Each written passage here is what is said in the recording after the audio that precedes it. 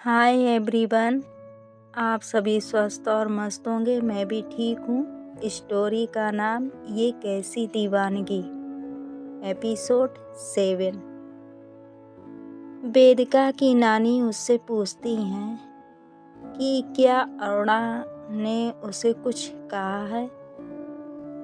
वेदिका अपने आंसुओं को छुपाने की कोशिश करते हुए कहती है, नहीं नानी, उनसे कुछ मत कहिए, उन्होंने कुछ नहीं किया। नानी जी पूछती हैं, तो फिर क्या बात है। वेदिका कुछ नहीं बोलती, वहाँ से उठकर दूसरी साइड जाकर खड़ी हो जाती है। नानी जी उसके पास जाती हैं और पूछती हैं, क्या बात है बेटा, क्या अब अपनी नानी को भी नहीं बताओगी? आप ही तो बोलती हो ना कि मैं आपकी बेस्ट फ्रेंड हूँ, फिर बता क्यों नहीं रही हो आप? वेदिका कहती है, आपको पता है ना, मैं अपने पापा से कितना प्यार करती हूँ। उनकी दी हुई हर चीज को बहुत संभाल कर रखती हूँ। पापा ने मेरे बर्थडे पे मुझे वो ब्रेसलेट गिफ्ट किया था, जिसे मैं कभी एक पल के लिए खुद से दूर नहीं करती थी। आज पता नहीं कैसे वो मुझसे गुम हो गया। मैंने हर जगह ढूंढ लिया, लेकिन मिल नहीं रहा। नानी जी बोलती हैं, आपने सही से हर जगह ढूंढा है ना? वेदिका कहती है, हाँ, मैंने हर जगह ढूंढा है, लेकिन वो मिला नहीं। वो मेरे पापा की आखिरी निशानी थी। मुझे कैसे भी वो ब्रेसलेट वापस चाहिए। नानी जी बोलती हैं, आप चिंता मत करो, यहीं कहीं होगा। मैं नौकरों से कहती हूँ ढूंढने को। वो वहाँ से चली जाती हैं और वेदिका वहीं बेड पर बैठ जाती है। खैर, वो दिन भी निकल जाता है। वेदिका एज यूजुअल अपने ऑफिस जाती है। वहाँ शिवा उसे बताता है कि नोटिस भेजने के बाद भी उस जमीन के कॉन्ट्रैक्टर ने काम नहीं रोका है। वेदिका को गुस्सा आ जाता है ये बात सुनकर। वो कहती है, what the hell is going on? वो अनपढ़ है क्या? उसको कोर्ट के नोटिस भेजने का मतलब समझ नहीं आता क्या? शिवा कहता है, आई डोंट नो मैम, मैंने उसके बारे में पता किया है। वो यूपी से है। उसकी पर्सनैलिटी वहाँ गुंडा टाइप की है। ऐसे बहुत से इलीगल काम करवाई है, शायद इसीलिए इसे यहाँ भी भेजा गया है। वेदिका कहती है, ओह,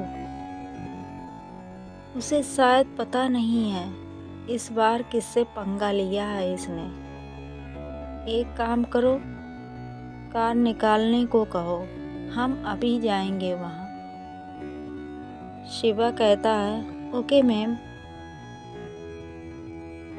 वेदिका अभी तक तो उस मामले को हल्के में ले रही थी, लेकिन अब उसे लगता है कि इस मैटर को सॉल्व करना ज़्यादा ज़रूरी है। वो कार में बैठती है और वहाँ के लिए निकल पड़ती है। इधर अंजू भी अपने साइट पर पहुंचकर वहाँ का काम देख रही थी। कुछ देर बाद वेदिका भी वहाँ पहुँच जाती है। वहाँ साइड पर जितने लोग खड़े थे, सबकी नज़र उस कार पर आकर ठहर जाती है। शिवा उस कार से निकलकर बाहर आता है और तुरंत वेदिका के साइड का डोर खोलता है। उसमें से वेदिका फुल एक्शन और एटीट्यूड के साथ निकलकर बाहर आती है। उसे देख जितने लोग वहाँ खड़े थे, सबकी आंखें फटी की फटी रह जाती हैं, क्योंकि वेदिका का लुक ही कुछ ऐसा था। पिंक कलर की फॉर्मल ड्रेस में वो बहुत खूबसूरत लग रही थी। उसकी रईसी उसके ड्रेसिंग सेंस से साफ साफ झलक रही थी। वो जैसे ही कार से निकलती है, तुरंत एक बॉडीगार्ड उसके लिए चेयर लाकर रख देता है। वेदिका वहाँ विराजमान हो जाती है। वहाँ जो अंजू के चमचे खड़े थे, वो भी आंखें फाड़ फाड़ कर वेदिका को देखे जा रहे थे। उनमें से एक कहता है, ये कौन है बे? दूसरा कहता है, पता नहीं भाई, लेकिन गजब की माल है बे। वहीं टिंकू भी होता है, जो अंजू के ज़्यादा करीब होता है। वो कहता है, इसको तो देखकर ही लगता है किसी रईस घर की लौंडिया है।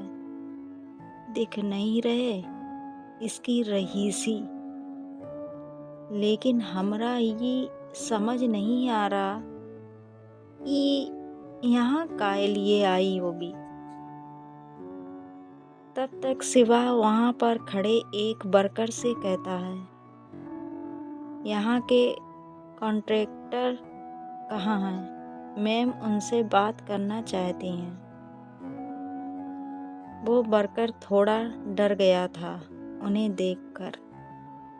वो डरते हुए कहता है,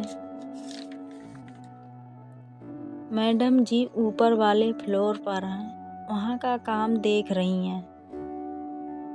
शिवा कहता है, उनको बुलाकर लाओ, कहना TGI Tyagi group of industry की ऑनर यहाँ आई हैं और उनसे मिलना चाहती हैं। वो वर्कर वहाँ से चला जाता है। अंजू वहाँ किसी वर्कर को डांट रही थी। तब तक वो वहाँ पहुँच जाता है।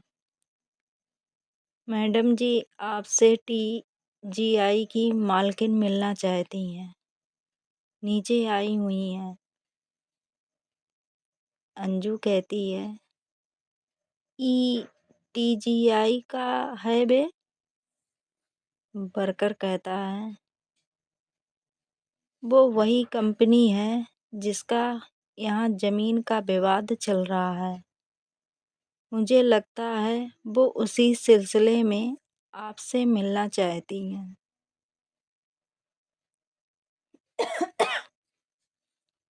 अंजू कहती है, उनका बोल दो कि हम अभी नहीं आ सकत हैं, अभी हमका बहुत समय लगेगा। वो वर्कर थोड़ा पका रहा था वहाँ से जाने में। अंजू उसे घूर कर देखती है और कहती है, क्या हुआ? तुम जा काहे नहीं रहे? वर्कर बोलता है, मैडम एक बार मिल लेती आप, बहुत बड़े लोग हैं वो, उनको ना बोलना सही नहीं होगा। अंजू कहती है, बड़े लोग हैं तो क्या मैं आरती उतारूं उनकी? हमरे लिए ई मायने नहीं रखता। कि कौन हमसे मिलने आया है। हमरे लिए हमरा काम ज़्यादा ज़रूरी है और वो तुमरे रिश्तेदार हैं जो इतना उनका पक्ष ले रहे हो। बेटा, तुमको समझा रहे हैं हम, तुम्हारे बॉस हम हैं, वो नहीं। वो वर्कर कुछ नहीं बोलता, वहाँ से चला जाता है। नीचे जाता है तो शिवा उससे पूछता है, क्या हुआ, कहाँ है वो कॉन्ट्रैक्टर। वर्कर कहता है, साहब मैडम अभी काम कर रही हैं।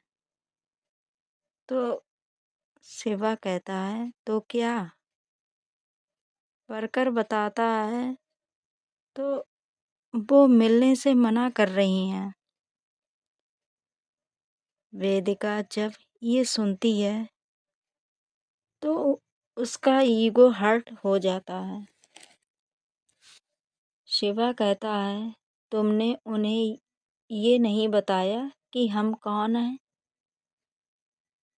वर्कर बोलता है, मैंने कहा था, लेकिन उन्होंने कहा कि उनके लिए ये मायने नहीं रखता कि कौन उनसे मिलने आया है।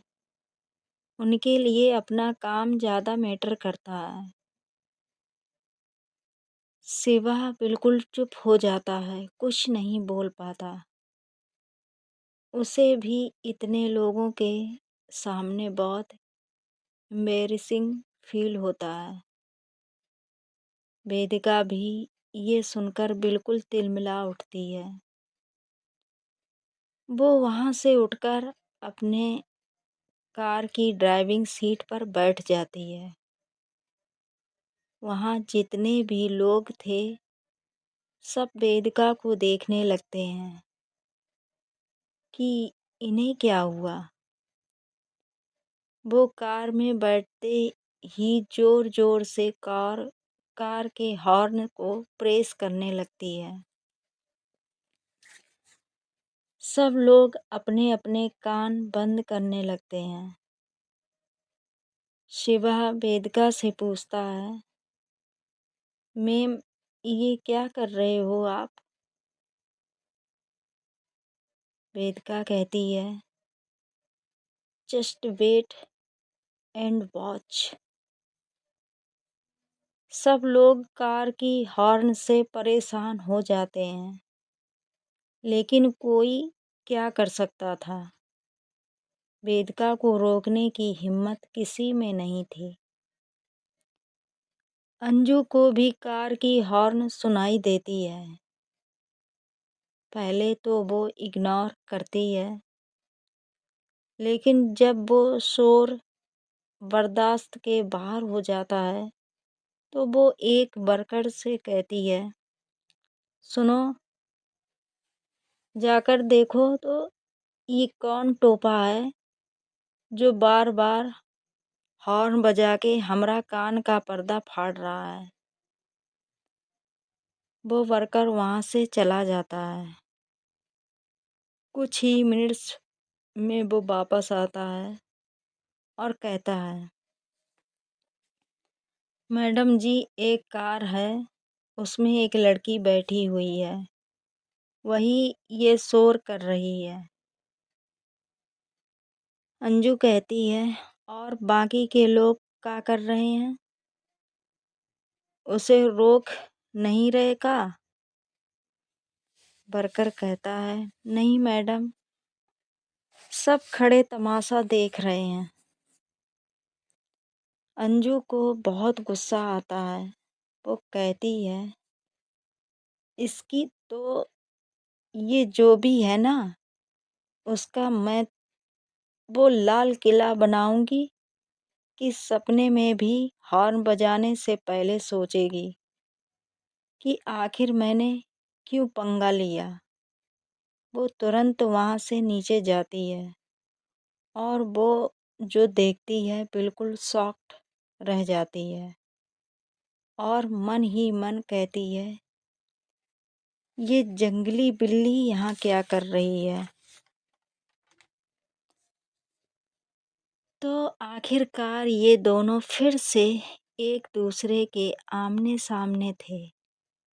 जब पहली बार मिले थे तो इतना हंगामा किए थे। अब दूसरी बार कौन-सा तूफ़ान आने वाला है, वो तो अब नेक्स्ट पार्ट में ही पता चलेगा। Bye bye, see you.